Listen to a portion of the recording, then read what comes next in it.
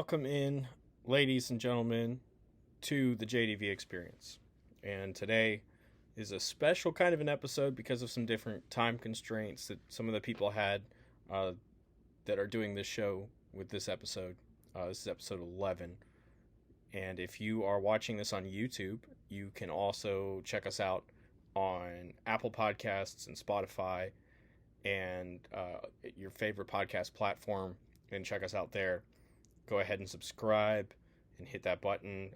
Go ahead and leave a review if you like it. And we have a special kind of episode. There's two different guests on this show today, both for different reasons. Kind of starting to wrap up into the NFL draft. We haven't touched too much on that yet on this show, so we have an entire summer to do that, and I wanted to make sure that we got a couple guys. But Emory Hunt will be joining the show. And Emory is an outstanding dude. He's been doing this for a long time, and recently was picked up by CBS Sports to work at their HQ channel, and does some excellent work over there. You can check him out on Twitter. I believe it's at Football Game Plan. Really great guy. I'm double checking that to make sure I've got that right. Yeah, at F-Ball Game Plan on Twitter. Definitely worth the follow. And the other fellow joining the show today will be Michael Telford, who writes for Football Sapient with me, covers the Ravens, and has been a long-time Ravens guy, has a big following of just diehard people that just love the Ravens, and he does a great job covering the team. So I wanted to make sure that we got some different draft perspectives in here and stuff. And so this episode, I don't know if it's setting a new tone to the show or not. I don't know if it'll do that, but there's a lot of really good stuff that these guys have to say, and I'm really excited to be bringing this out to you guys, and so that you can check it out. So, but definitely make sure that you're checking out our podcast on your favorite platform. So if you're listening to this on Apple Podcasts or Spotify or whatever that platform is, we also are on YouTube, and you can check out that channel.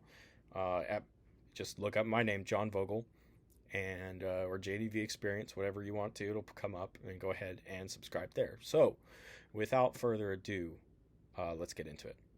And joining this show today is Mr. Emory Hunt. You probably know him from CBS Sports headquarters. He does their sports line stuff, as well as the owner of footballgameplan.com, which is where I've known you from for a long time. And I'm really glad, really blessed to have the opportunity to get you on here, man. So how are you doing today? I'm fine, man. I appreciate you having me on. Yeah, no, I appreciate you taking it up. And because you've been doing this for a long time. You've kind of made your own way into media, with Football Game Plan. So I guess that's the first thing I do want to ask you about is, how did you, when was that moment that you were like, I need to do football for the rest of my life? It started back in 2007. I was working as a recruiter, and so when I graduated college in 2003. I coached right after I graduated college in my old high school, and I did it for a year, jumped into corporate America. And once Katrina hit, that moved me from New Orleans to Jersey. I'm still working as a recruiter, but the football bug was still biting at me. And I was trying to figure out a way to get back in it. I interviewed, for a couple of head coaching jobs out here in New Jersey. So I was still wanting to be back in the game, but I didn't know how to go about doing it. And so starting a website was the first part of that. It was like, I know I have good football takes. I know I see the game differently. I want to be able to get that to the masses. And, instead of just talking to your friends on the phone about what you see on TV or whatnot, website was the best way. So 2007 started Football Game Plan. I realized in 2009 that people just people wasn't reading enough like they, like normal people. I knew there was a shift where people wasn't really focused on reading articles. And plus, it was easier for me. I felt like it was easier for me to say what I wanted to say, as opposed to writing these articles and posting articles, editing articles, finding pictures and stuff like that. Right. So I got on YouTube before everyone was on, on YouTube. So we started a YouTube channel in 2009. That gained popularity. and we want to expand even more so. And we started doing podcasts in 2011 before a lot of people were doing podcasts. We was doing a live podcast every Saturday morning where people could call in.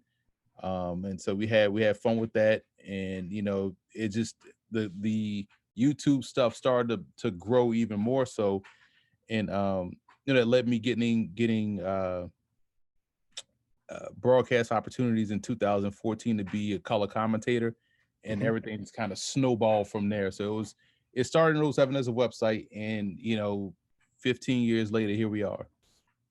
And that's why how I found you was YouTube, because when I started getting into NFL draft and started scouting, and you guys were on top of all of the different all-star games. You guys had practice tape. You had all kinds of different access, that was unique in the sense that it wasn't readily available on CBS, NFL.com, ESPN, whatever, and that you kind of carved out that niche, right?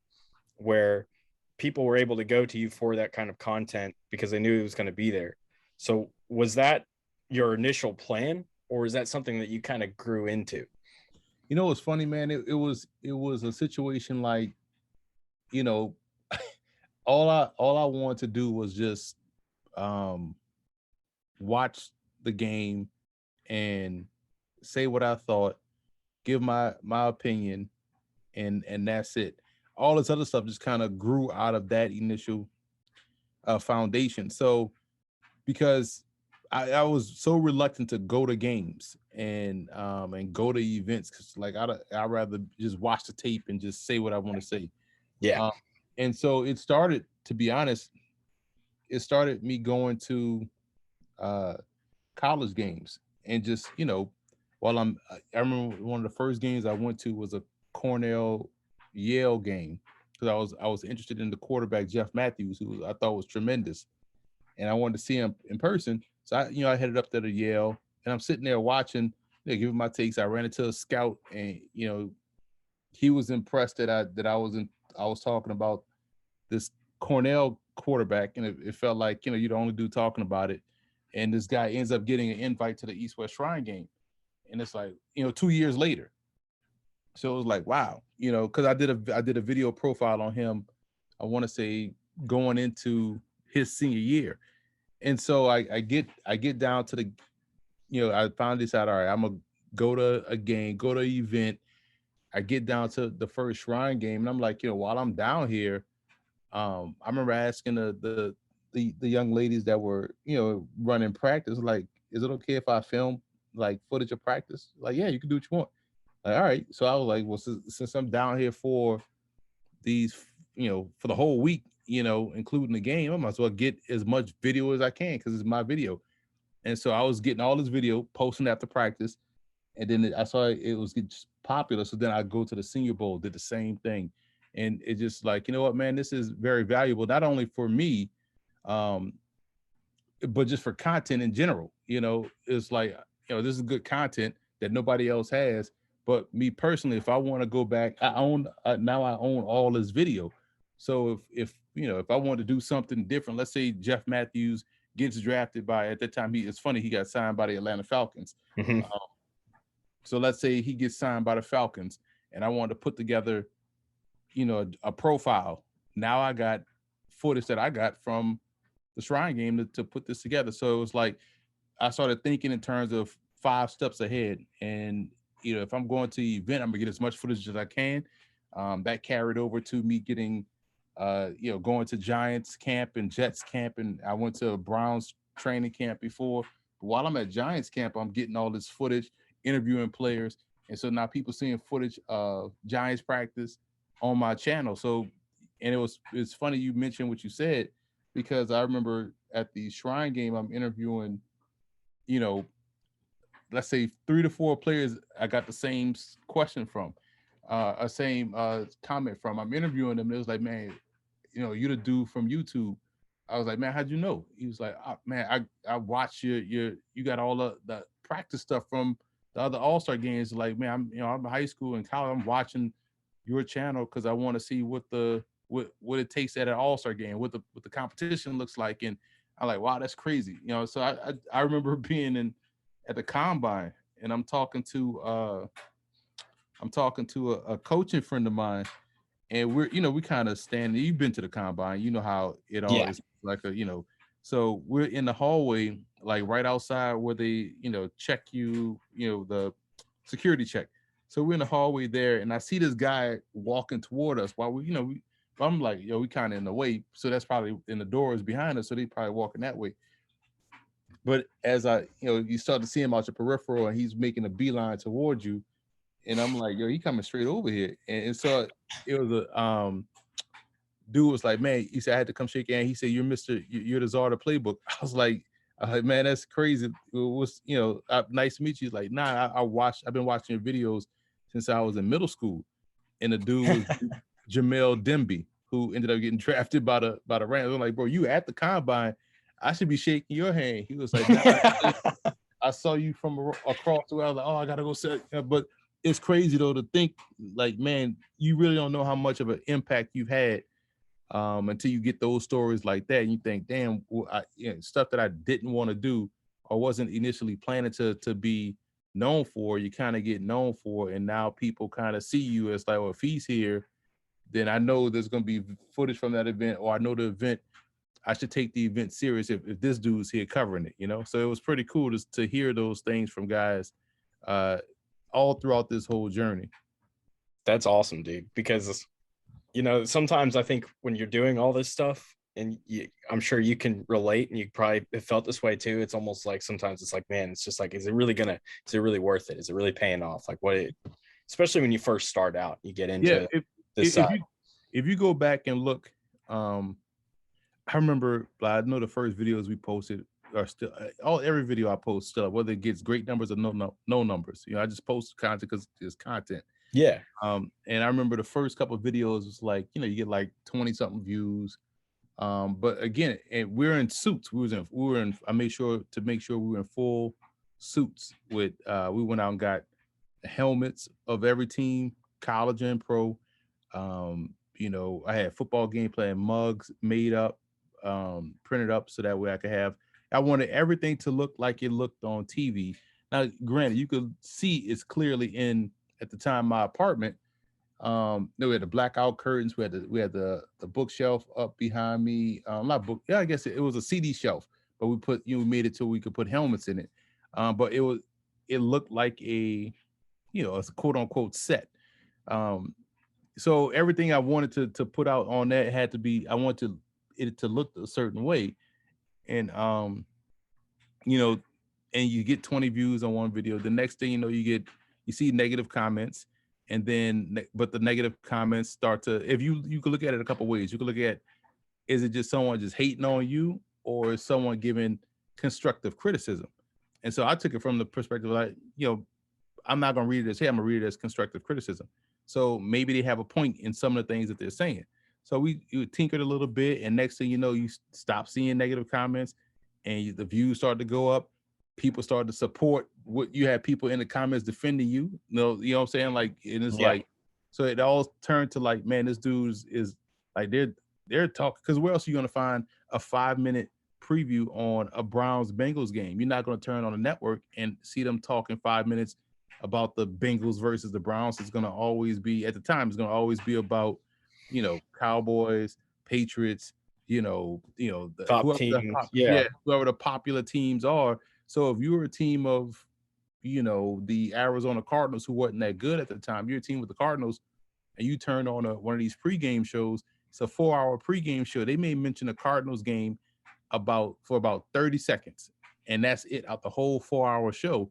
But you can come to Football Game Plan's YouTube channel and get a whole 5-minute preview on your game, a real keys to victory and stuff like that. So people really appreciated the amount of content that we were putting out for their team, and it was equal across the board, whether it was the NFL, FBS, FCS, women's tackle football, Canadian football. Everyone was getting 5 to 6 minutes of a preview, and it was like, wow, this is pretty cool. And that kind of built our our fan base and our viewership, because people was like, well, why would I watch this? I can go get this guy, and this guy seems to pretty, be right about what he's saying, and it's, he makes some pretty good takes. I may not agree, but at least I know I'm getting someone that's putting the work. And not looking back on it, I realized why that was so important for, for the fan base.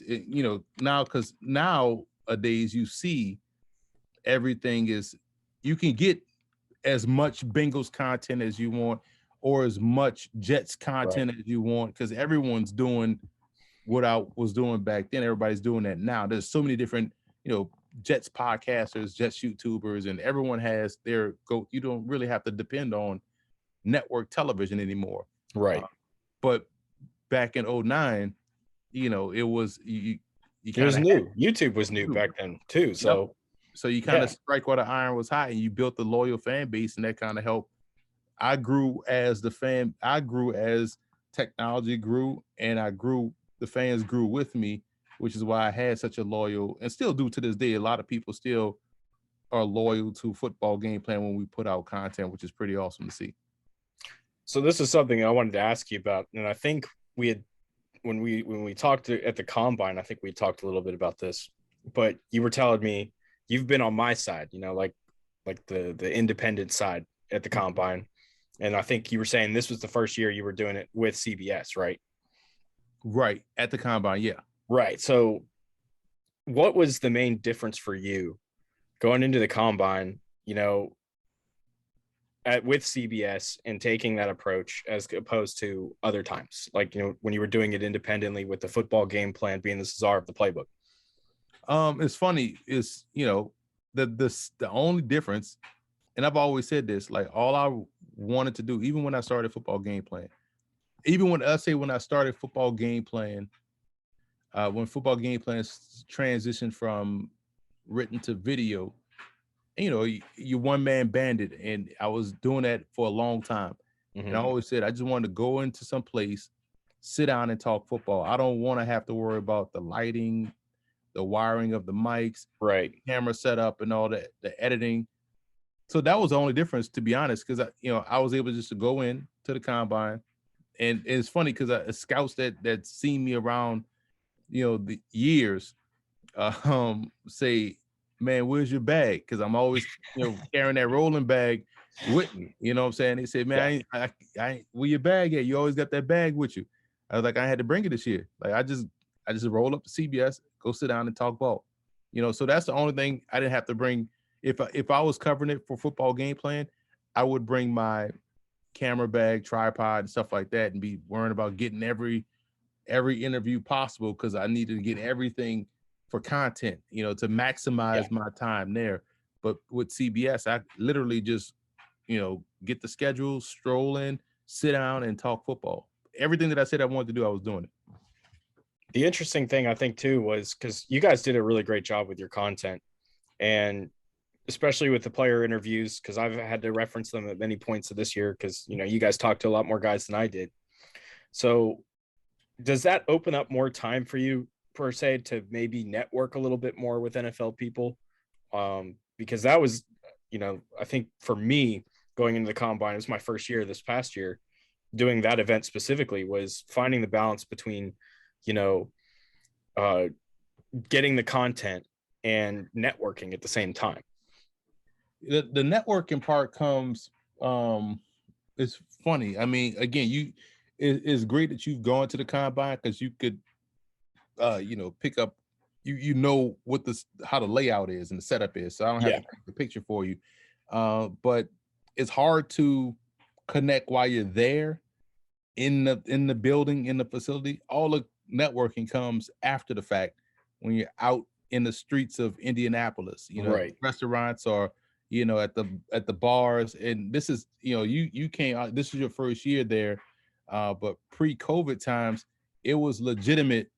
All right, what time is this over with? We're going to, Prime 47. We're going to this. We're going to that. We're going to bar hop, and that's when you run into everybody, and everybody see you around, and you kind of, and that's every day, all day. I'm saying, people there from the Monday night at St. Elmo's through, Thursday night, to where the people are leaving Friday morning, Friday midday. So, for me, what I found is that it, the time didn't change in terms of what I was able to do in terms of at the combine making connections, where I feel as though I've been able to, and this is with any part of the business, you kind of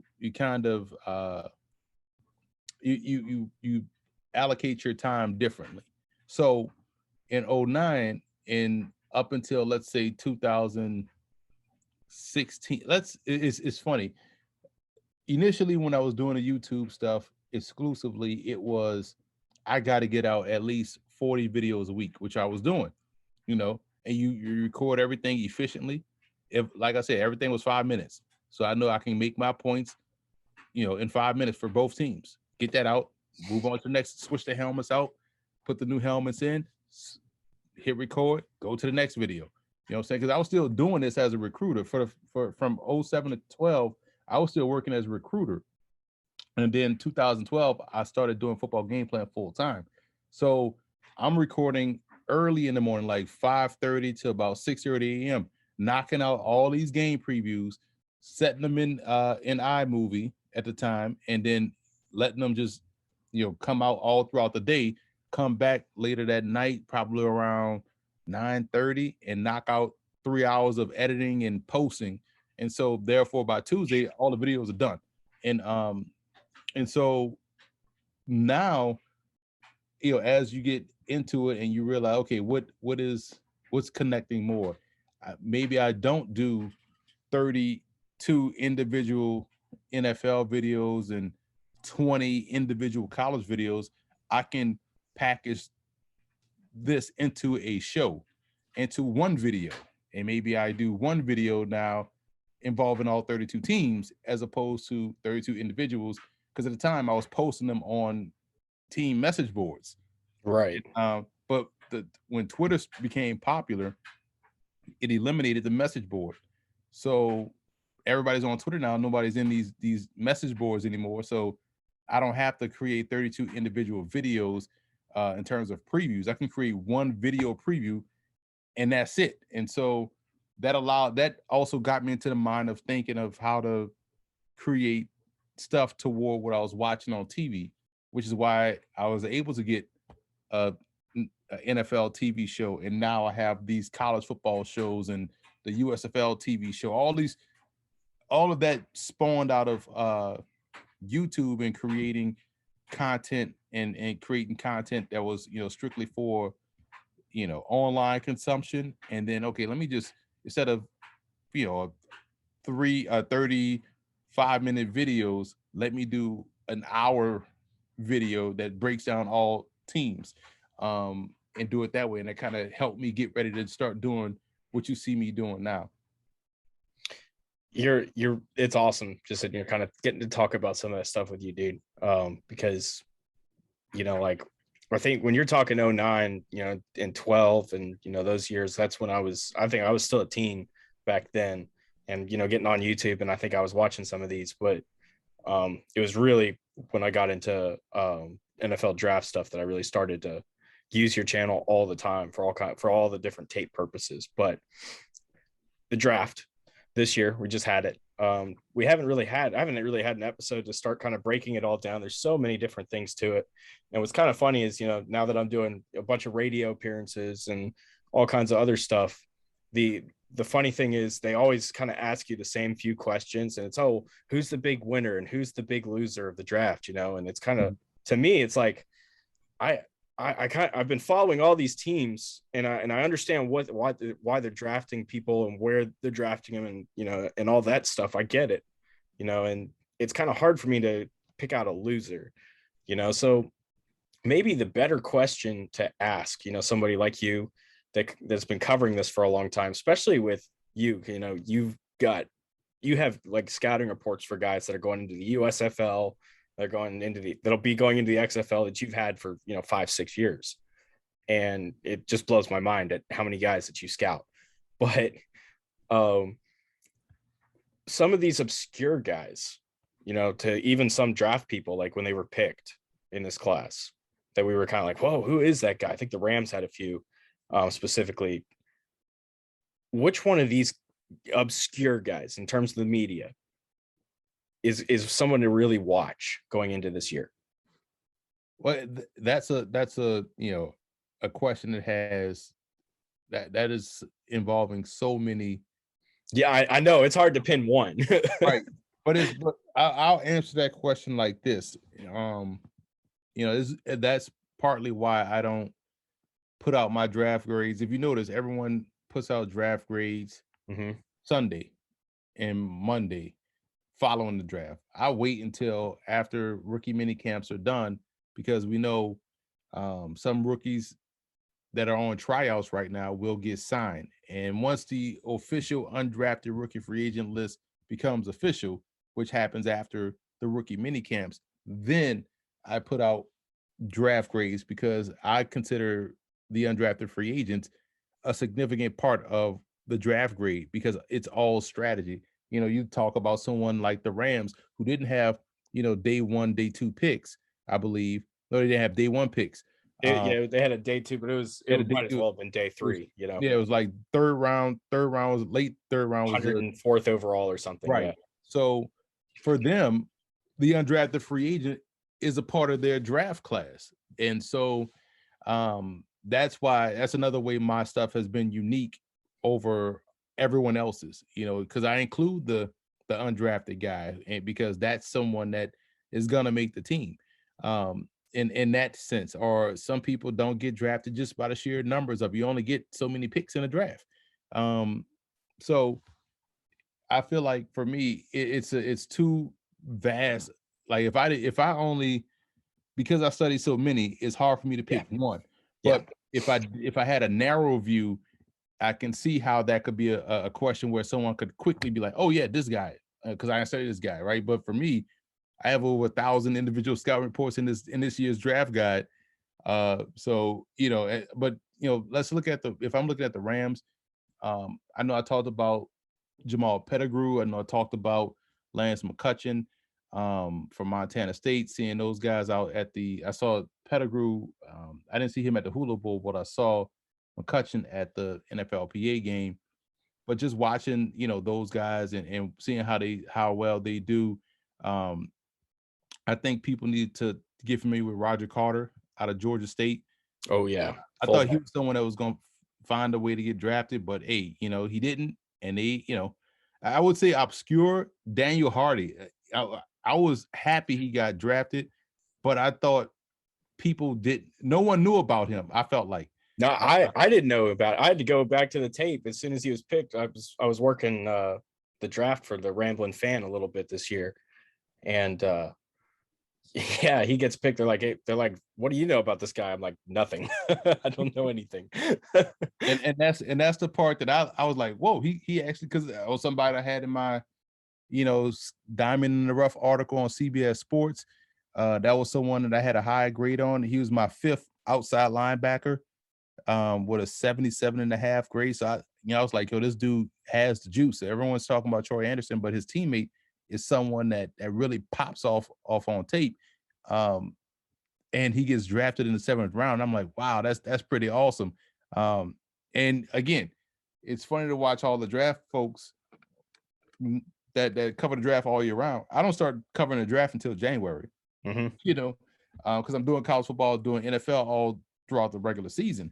I'm gonna make notes of players to keep an eye on that are seniors that of the games that I'm broadcasting, which are a lot of FCS games. But I don't fully dive into the draft until January, and so I was shocked that the draft community didn't know about Daniel Hardy if they're talking about Troy Anderson. Because if you watch one make play, you're gonna see the other make the play the next play. But Hardy is someone that was just like impressive on tape. And it's considering this was his first year, playing defensive end. And so now you see him play as an outside linebacker. You can see him as an edge rusher. I thought he was so versatile that to me, that was someone that I'm excited to see. And the Rams have a habit of doing this because last year, a guy that I really liked, they drafted in the 7th round, Chris Garrett out of Concordia St. Paul, Division II program. Dude was, set the D2 record, I feel like, for sacks or TFLs. And they took him in the 7th round too. And so I feel like Hardy is someone that's going to really have a lot of fans during the preseason. Yeah, and I think another thing that I kind of learned too as well And this is just, when you start getting to know some agents and different stuff, you kind of start to learn about that side. Is that something I never realized until, I guess it was this year, is that there are certain guys, that don't get drafted, but they have almost like deals in place with teams before the draft starts, where they're like, hey, we don't think he's going to get picked. We're not going to take a guy at his position to show, and we're going to give him this much money and pick him up as an undrafted guy. So that would make sense why you would, you know, include the undrafted guys in the grade, because a lot of those guys are in the plan from before the draft even starts. But what I really hate about the whole draft media complex is the way people, shit on guys that don't get drafted. Yeah. And why I always just find it, I just don't understand why guys that cover the draft extensively, like, that talk about the draft all year round, that cover these prospects all year round and grade guys or whatnot. Why are you not interested in the USFL or the XFL? These are a lot of the guys you spent so much time either talking about, watching their film, writing about, that didn't get to the NFL, that are here. You don't even have the arrogance to see if you was right. Like, let me see if I'm right about this dude that didn't get the opportunity, that's balling out. Let me see if he balls out, because then I can say, yeah, I was right. He just didn't get the opportunity. Like, you even have that. Like, you just treat these guys as if they can't play. So just because someone didn't go in rounds 1 and 2, all of a sudden they're not a good football player. So I guess that a lot of that comes from, me as a former player, and me as a former coach, understanding, there's so much talent out here. I don't want anybody to feel left out. Like, I remember vividly, my college teammate, who was phenomenal, didn't get drafted, and we're like, yo, how did he? And then we see who got drafted at his position. Like, wait, what? Like, this dude? Like, wow. And so, now my teammate goes on to become a CFL Hall of Famer. And you like, I knew this dude, and he also had opportunities to play in the NFL, which he did. But it's like, he should have been playing in the NFL from jump. Like, so it was just, so I having that in my wheelhouse, knowing that not everybody's going to get drafted, and not everybody's going to have the same pathway into the league. Like, there are a lot of good football players out there, and that's why I've always been a champion for the XFL, the USFL. When they first came out, the UFL, AAF, the AAF, yep, the XFL. yep, Like, man, there's leagues that, because the NFL shows you they could have their own minor league team. They essentially do every preseason, because they bring 90 people into camp, and they right. cut 45. Well, that 45 was good enough to get on this NFL roster going to camp. They're good enough to play, out there or in the NFL. So that could be your developmental squad. So I always looked at it differently from that perspective. I noticed, because I liked the idea of having the leagues, right? And the AAF, when it came out, I think I missed most of that because I ended up going to basic that year. But the XFL followed that really closely. The spring league the last couple of years, and now the USFL, which is this. It's the spring league is basically the USFL just rebranded at this point. But that's the thing, is all these guys are getting onto rosters. As soon as the season is over, there were 50 guys that came out of the AAF, or 30 something, and 50 XFL players in 2020. So if you really want to cover the NFL and you want to talk about, the draft, you can't leave these guys out, because this is a huge part too of teams planning with their rosters. So I'm really glad that you brought that point up, because that is another one that doesn't make a lot of sense. But I do know that you're pressed for time today. So hopefully here over the summer at some point, maybe when things are a little bit smoother, we can continue this conversation. Yeah, definitely, man. Listen, I appreciate you bringing me on, and It's good always to reflect on the story, because I don't think a lot of people understand how I got started or how this thing started. It just and how long it's been. They tend to see like me post CBS clips and think that happened, you know, overnight.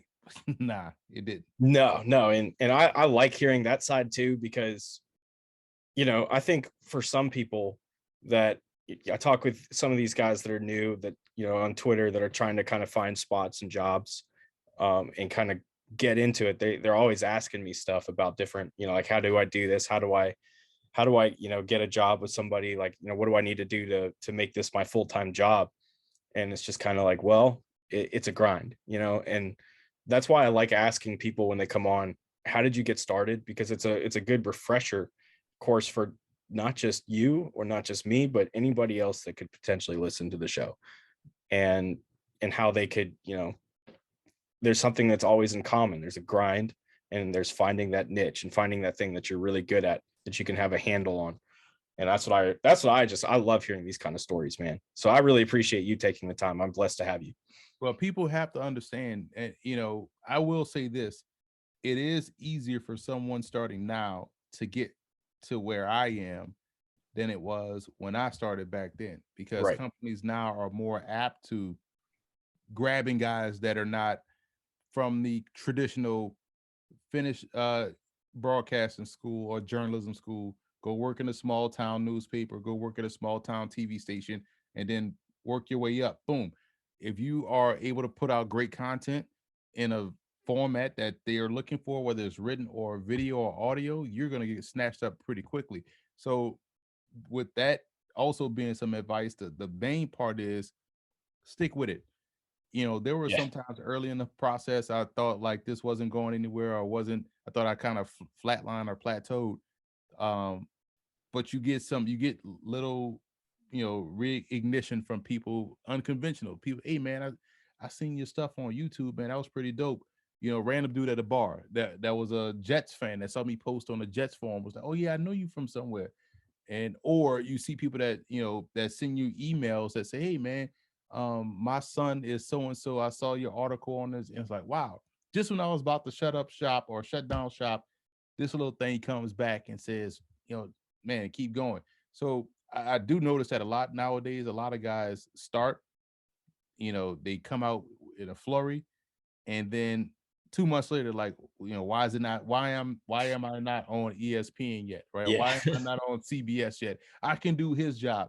I used to be that guy, and I used to say, man, I'm ready for TV right now. What's the problem?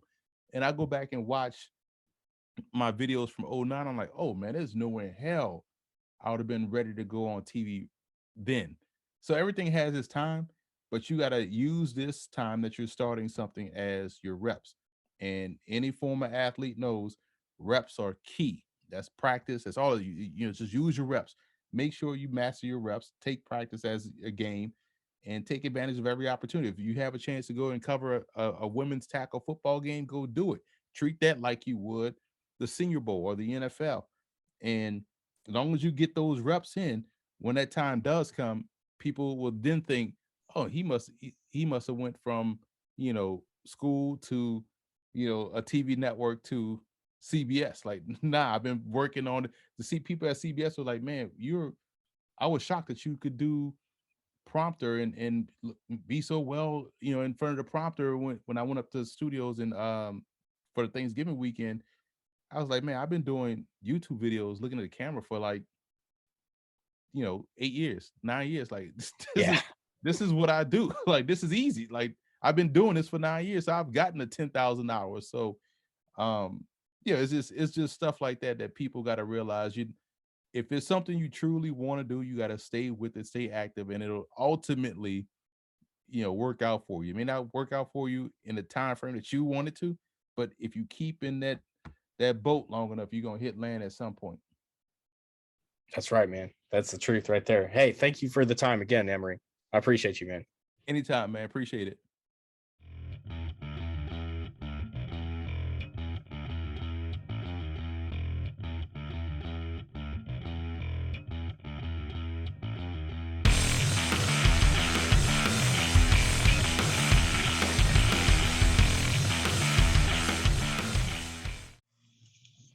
All right, now coming back onto the show. Thanks for hanging with us through the break. Is Michael Telford, who writes for me on Football Sapient. He's a big, well-known Ravens guy. He's done a bunch of Ravens stuff. He's been on the show before. In fact, I believe that is still the most popular episode, by the way. Chibs is your episode on all the streaming platforms. So, well, what can I say? Just fucking who I am. I figure I might as well inflate your ego a little bit before we get started, right? Yeah, well, careful, it might pop. I'll do the best I can to prevent that from happening. But hey, so you're obviously big Ravens guy, and all throughout the draft last week, whenever it was, you were in our group chat just shit talking the entire time. So I guess Correct. we'll get started on that. Go ahead and summarize how you feel as a Ravens guy right now. So, actually, everything I have to say is kind of in reference to the draft, because they had, like, on paper, if you ignore the Marquise Brown trade, they had one of the best drafts we've seen in a long time, as far as being lucky with players still being there, like Kyle Hamilton, and having the smarts to grab guys like David Ajabo in the second and plan for the future. They took some risks, like Stout. I wasn't a big fan of that. Jalen Amore Davis, I love his skill set. His injuries are a little scary. You know what I mean? Mm-hmm. And Tyler Batty in the sixth is just absurd. So you got to feel good about how they drafted, but then you factor in the Marquise Brown trade and the fact that they didn't replace him, and that is kind of a question mark as far as the ability to take the top off the defense. I think you're going to see a lot of 2, maybe 3 tight end sets. Shut up, dude. I'll put my seatbelt on. Fuck. Telford and Chibs is driving on this podcast, yeah. So only for like 10 minutes of it.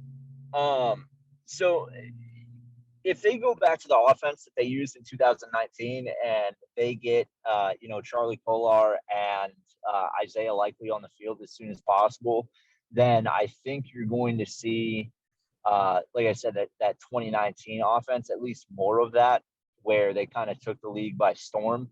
When they got away from that and they started passing a lot more, their offense kind of took a step back. Now, a lot of that, in my theory, is because Marquise Brown started telling Lamar Jackson that he wanted out of Baltimore. So I think they started trying to feature him more as a wide-out one, which he will never be. So all in all, I'm getting a little off track there. It's been a long day. I feel pretty good about the offense.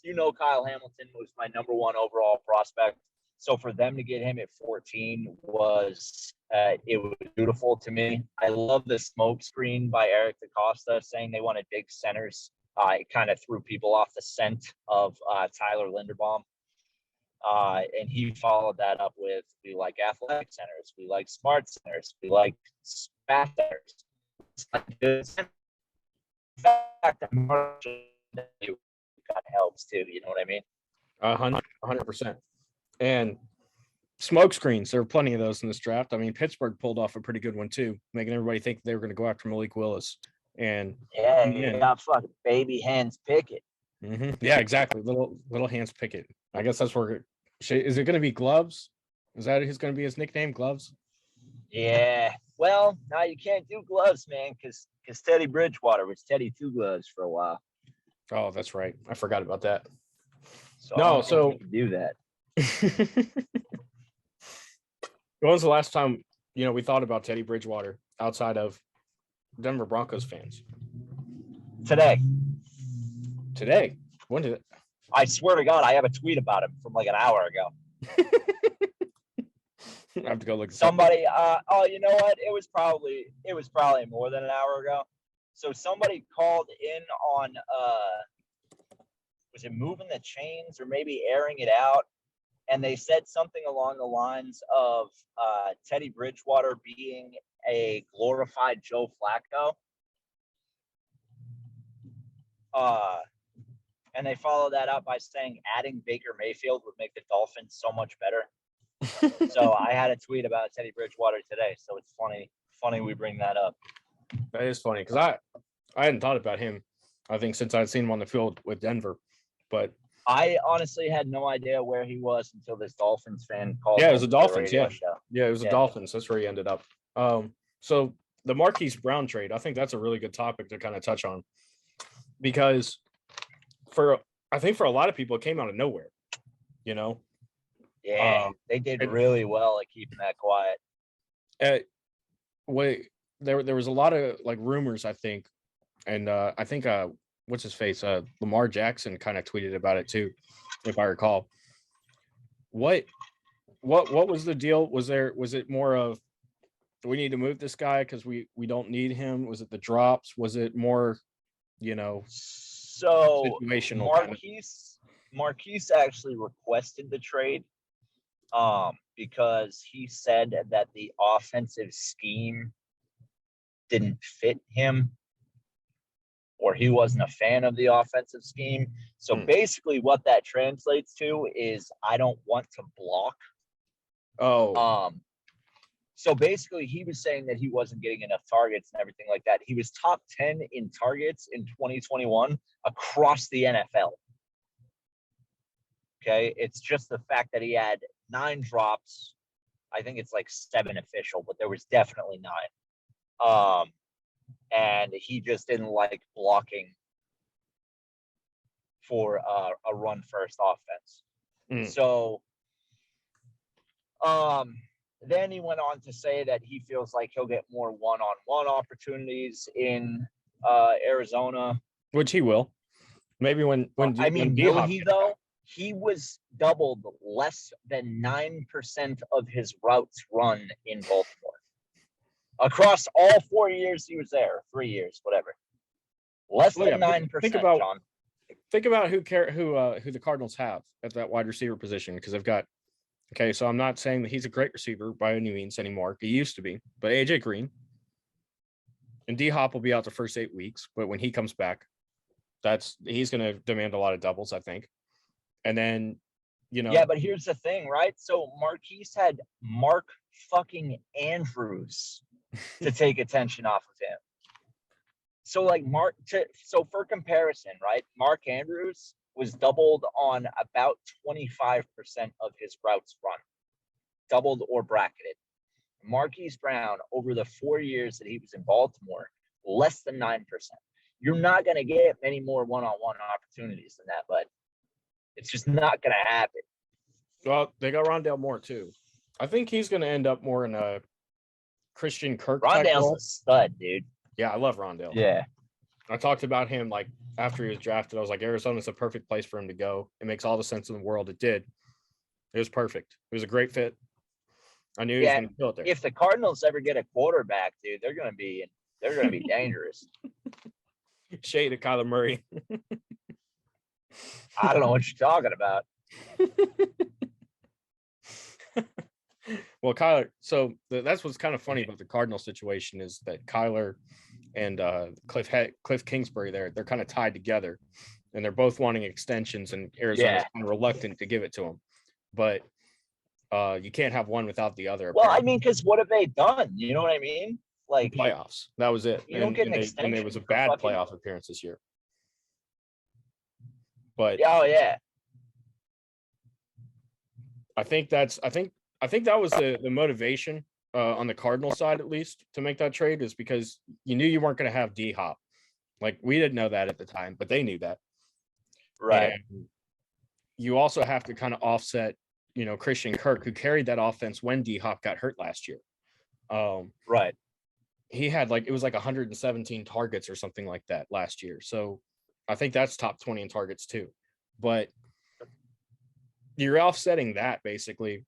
And you're trying to keep, Rondale in a situation where he can kind of win some one-on-ones. You got those tight ends coming up. They added another one who's going to be really good if they ever go to 12 personnel set in Trey McBride. But that's what it felt like to me. It was kind of we need a guy that's a lot like Kirk and Brown kind of fits that. Yo, where the fuck am I? Listen, I should not be in this area. These houses are gigantic. I mean, I'm in the right area because the house she's at, it's gigantic, but I think I took a wrong turn somewhere. I've only been here once. Anyway, getting back to the Ravens, let's do that. What I was going to say about Marquise is you might be replacing the targets, but you're not replacing the production. You know what I mean? Mm-hmm. Yeah. Because I think that's the biggest concern you all have moving him, right? Is that's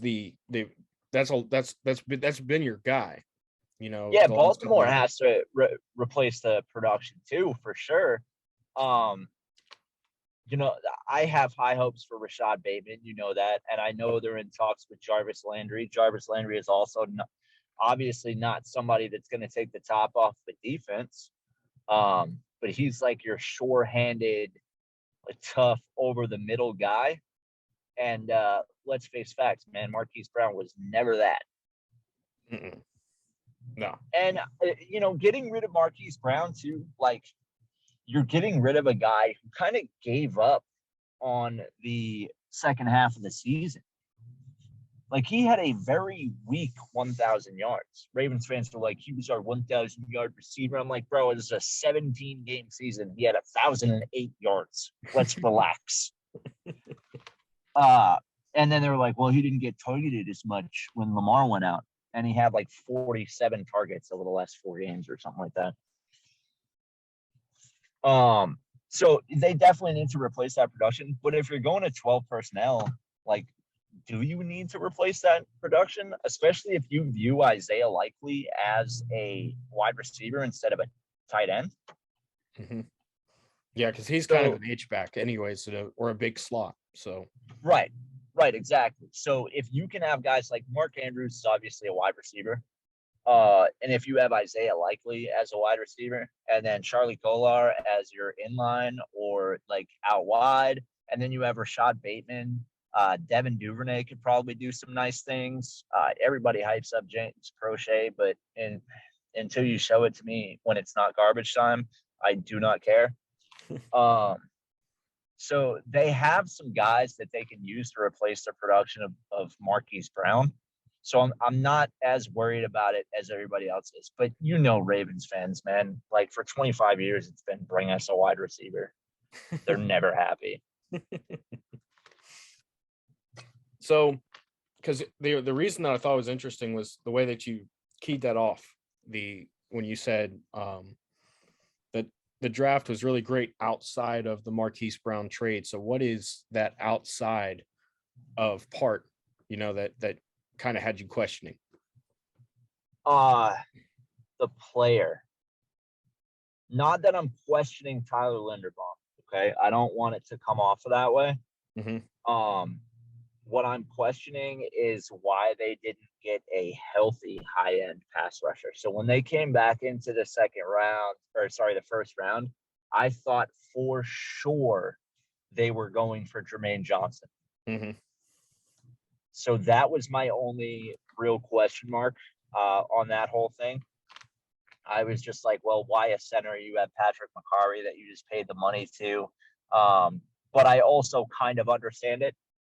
You know what I mean? If you have the chance to get a guy like Linderbaum for your offensive line, you absolutely do it. Do you think Linderbaum plays outside of center then? No, I think he plays at center. Is that what you just asked me? Yeah, they're going to move the other guy then. McCarry? Yeah, I think McCarry is probably your sixth OL. I think you have Ronnie Stanley if he's healthy, or Jawan James if he's healthy. You have Morgan Moses at right tackle. Left guard, you probably have Tyree Phillips or Ben Cleveland. Right guard, of course, Kevin Zeitler. And then in the center, I think you put in Tyler Linderbaum. That way it gives you some insurance as far as as far as Ronnie Stanley's health. Okay, yeah, that makes sense. That's what I was trying to figure out when you were saying that was, wait a second. Yeah, sorry. I'm trying to pay attention to Google Maps too. I went the complete wrong way. I don't know what the hell I was doing. Okay, so you get into the pass rusher side. I have to pull up their draft class because I've forgotten. David Ajabo was the only pass rusher they took. I mean, you could probably count Travis Jones as a pass rusher. I think he brings some nice things to the middle, but as far as edge guys, it was David Ajabo, and that's it. Mm. And we don't know. He's not going to be able to play this year, most likely, right? That's the key with him, I think. Actually, what I've heard is he might be back by like October. That would be wild. I say don't rush him, but I also say don't rush him unless you get a guy like Clowney or maybe bring Houston back, which seems like what they're going to do. Mm-hmm. They place the that tender on him, the one that's almost never used. So Ojabo, see, there was a lot of people, at least in my circle, that thought Ojabo was better than Aiden Hutchinson, at least in terms of raw ability. I have actually heard that more and more as time has gone on. People have been like, well, Ojabo was probably the higher ceiling guy. I think with Hutchinson, you probably get a more pro-ready guy. But I think with Ojabo, yeah, I think you have a better chance at a higher ceiling with him. And yeah, because I mean, he's only been playing football, I think, for what? It's like 5 or 6 years. He started playing in Scotland. Right. And I mean, people can take that as homerism. You know what I mean? Like, oh, now you want to say like you got the better guy. Everybody that knows who I am, dude, knows that I've been an Ojabo fan. I've never said those particular words, but I can understand where people might think that he has the higher ceiling. Yeah, and the jump that he had, at least with some of the handwork, developing some counters and different things. 2020 to 2021 was astounding. Like he went from I think I probably had like a mid-round grade on him, and he went up into the first. I found the house, guys. Good at this. So maybe the truck won't be yelling at you anymore. Correct. And this is after we had like all the safety features that cars have nowadays. This truck doesn't have any of them. And I like it that way. It's got 5 airbags and 4 seat belts. Keeping it simple, Chibs. Keeping it simple. Fucking man's truck. So anyway, Ojabo kind of exploded onto the scene, and so you're going to get the people that are like, well, Aiden Hutchinson was on the other side drawing double teams, so obviously Ojabo had a better year. I mean, he played with Hutchinson before that, but also like if you look at it, Odafe Owe is going to be good, dude. Again, not homerism. He caught on way faster than anyone thought he would. So if you have Odafe Owe on one side and you have David Ajabo on the other, like that's a problem. Yeah. So as long as he comes back healthy from that Achilles, which it sounds like from what you're hearing, he will, and it'll be fine. Yeah, I'm not nearly as worried about that as some Ravens fans. Like there were a little contingent of Ravens fans that called it an absolutely garbage pick because of the Achilles injury, which of course was laughable to me. You know what I mean? But I'm hearing that he's probably going to be back sooner rather than later. But of course, I am of the mindset that's like, why rush him? You know what I mean? If you can get a vet to come in and help with the pass rush, there's no reason to bring Ojabo back before he's completely ready. You're just asking for trouble at that point. And you got him as like a future-proof kind of deal. You knew that you probably weren't going to have him in 2022. So why bother risking it? That's what would make sense to me, at least. But I mean, if you need him, then you need him, and you want him out there as soon as possible. But you're a cornerbacks guy, so I actually wanted to ask you about this because, they took Jalen Armour Davis, and several picks later took Marion Williams out of Houston. Yeah. So when I watched Williams, I was, especially in the Auburn game, the bowl game, I was not wowed by him at all. And I don't know if you have looked at him. I don't know if he's a guy that you're familiar with. I'm hoping that you got familiar with him because he's a Raven now. But any thoughts on this guy? So he's kind of a traits guy, right? Not necessarily size, but he shows some instincts that you have to be happy about. So I think that was like one of the Ravens' typical flyer picks where they were like, all right, let's see what we can do with this guy. He's aggressive for sure.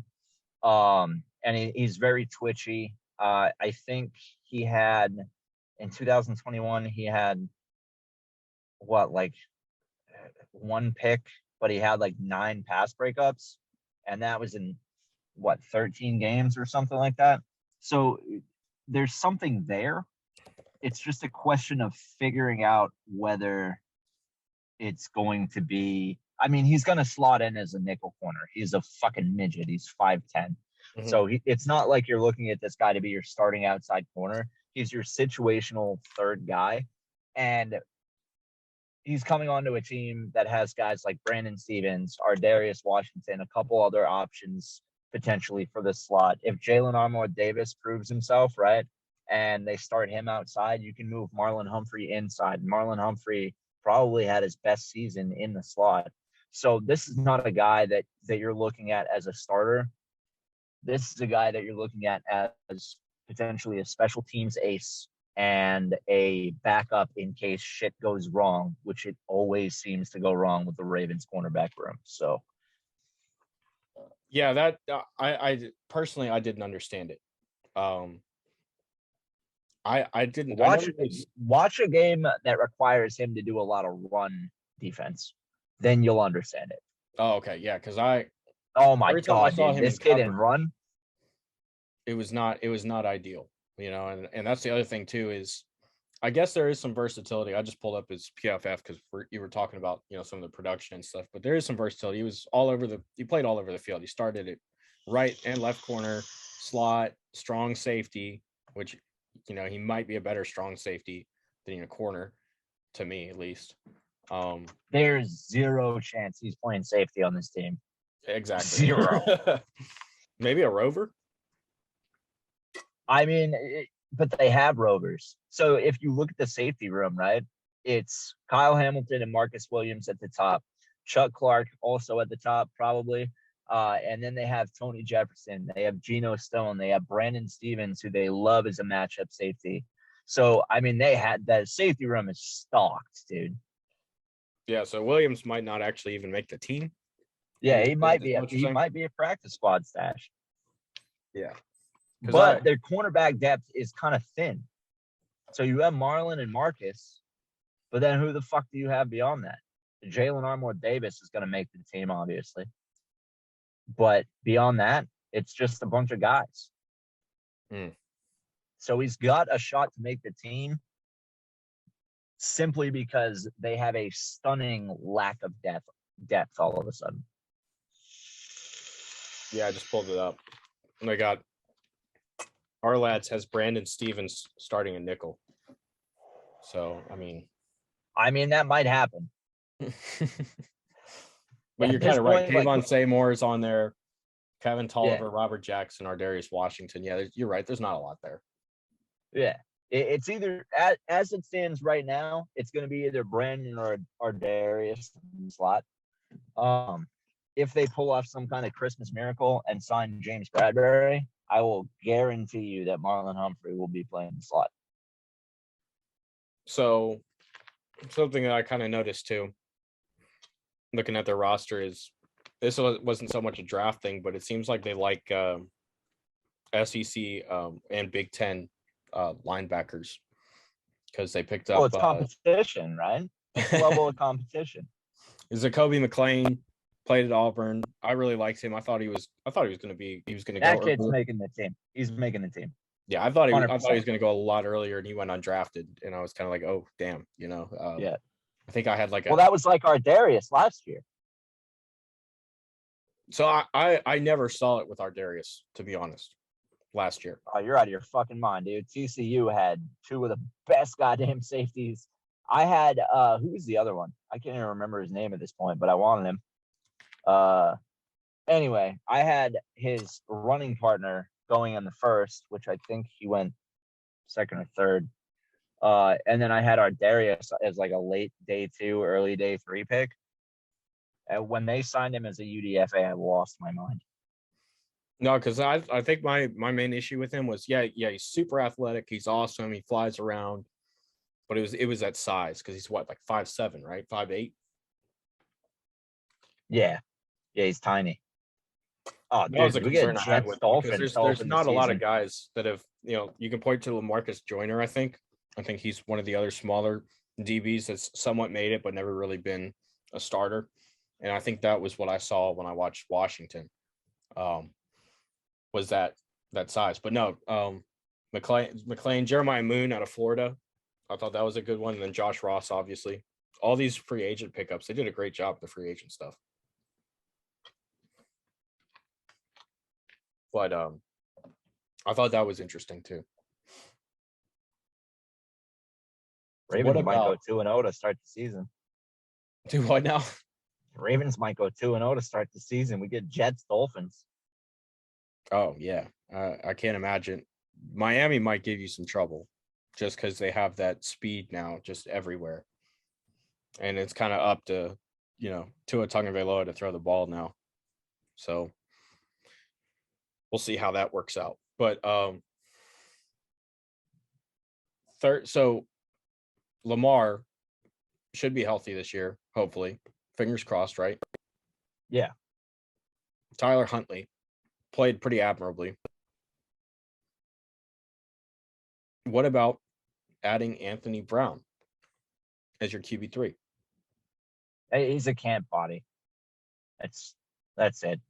It's just a camp body. He might go on the practice squad. He's not good. He's not. So when they had 3 quarterbacks on the roster and it was like Jackson, RG3, Huntley, I was like, all right, they're all 1-1 fits. Like they can all run a similar offense. Anthony Brown, I don't think can run anything but his legs. So he's just a camp body. That people were like, oh, you guys got Anthony Brown, and I'm just like, yeah, all right, that's cool. I guess they just need somebody to throw the ball around. We'll see him in preseason maybe. But I would be shocked if he makes the team. So what are your expectations for the team overall this year? Well, assuming health, there's no reason why you can't go 14-3. Would that be right? Yeah, 14-3. 13-4. Let's be a little realistic here. You're gonna drop a fluke game. I did the Browns. Yeah, fucking Deshaun. God damn, dude. This division's out of control all of a sudden. I expect them to make the playoffs. I expect them to win in the playoffs. At some point, you need to figure out how to win in the playoffs. Otherwise, you need to blow the whole fucking thing up.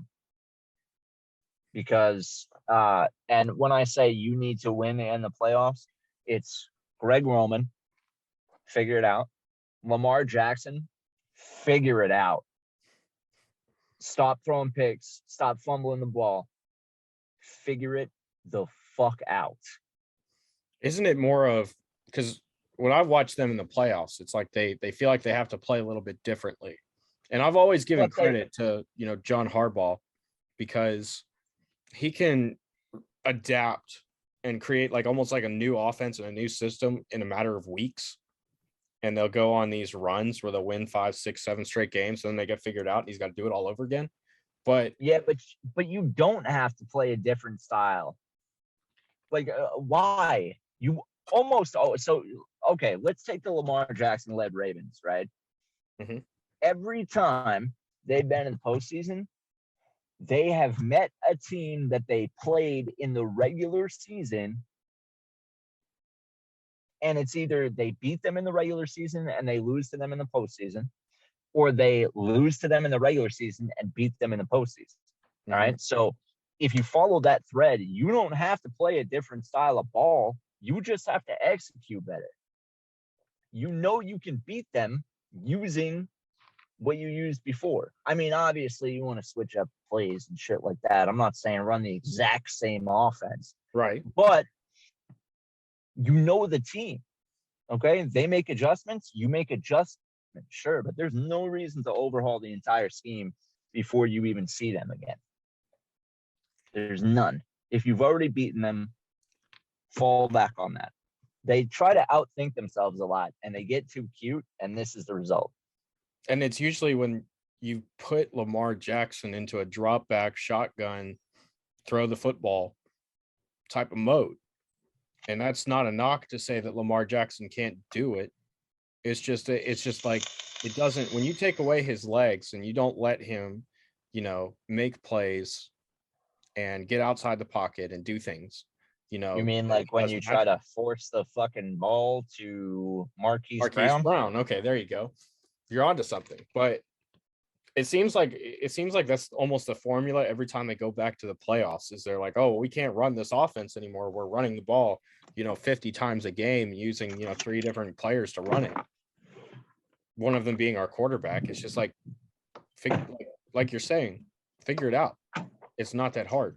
When you look at the teams that are successful in the playoffs, the last few Super Bowls, the Rams this past year, the Buccaneers the year before that, the Chiefs the year before that, it's like they stick to what works, and they keep doing that. Tyreek Hill over the top, for the Chiefs.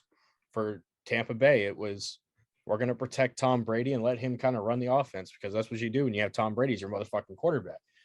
And the Rams this year, it was, we have some really great receivers that we can kind of, throw around the ball and let Aaron Donald eat up the middle, just to simplify it, basically. Not going super deep into all these, but I think that's kind of the key, right? Is you have to stick to your MO. And the Ravens don't do that themselves. Right. And like I said, they try to get too cute and they outthink themselves, and then stuff like, or they don't make any adjustments at all. That's another issue that I've seen. So take the Dolphins game last year, right? Like, they're throwing a zero blitz at you every fucking play. Figure it out, dude. Like, make an adjustment. If you can't make the adjustment, you don't deserve to call yourself a playoff team. Exactly. All right, so you heard it here. Chibs has gone ahead and predicted a 13-4 season for the Baltimore Ravens this year. Is that going to be a division title, or are the Bengals? Well, hold on now. That's assuming health. If people get hurt, dude, this is not valid. Especially if it's Lamar. Fucking Tyler Huntley can't play football. Nah, he's all right. I don't want to give him too much shit. I'm not sure that 13-4 is a division record. I will go on record right now and say that I think the Bengals season was a fluke. I think they did get better, so I think they're going to be a strong opponent. But I think 13-4 also requires you to beat the Bengals and hold the tiebreaker over that. So the win total right now is 9.5. Are you going over or under on that? On Baltimore? Yeah, on Baltimore. It's 9.5 over. Right now. Over right now. Yeah, okay. Half the team can die, and I'd still take the over.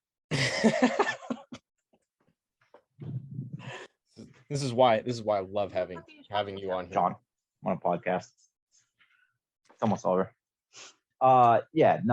They won 8 games with 437 injuries. I would take the over 9.5 without question.